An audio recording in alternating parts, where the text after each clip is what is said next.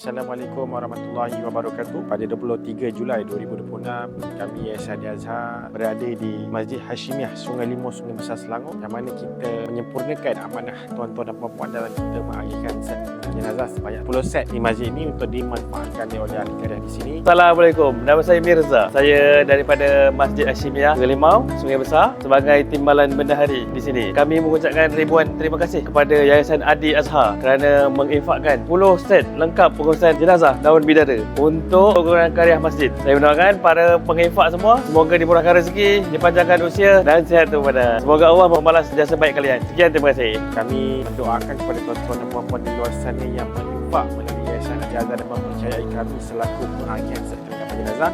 Semoga dimurahkan rezeki dan dipanjangkan umur. Dan saya ataupun kami Yayasan Adi Azhar menasihatkan kepada tuan-tuan dan puan-puan di luar sana jika ingin menyumbangkan ataupun berinfak melalui Yayasan Adi Azhar, pastikan nombor akaun yang ingin disumbangkan itu adalah akaun Yayasan Adi Azhar yang rasmi. Dan itu sahaja daripada saya. Assalamualaikum warahmatullahi wabarakatuh.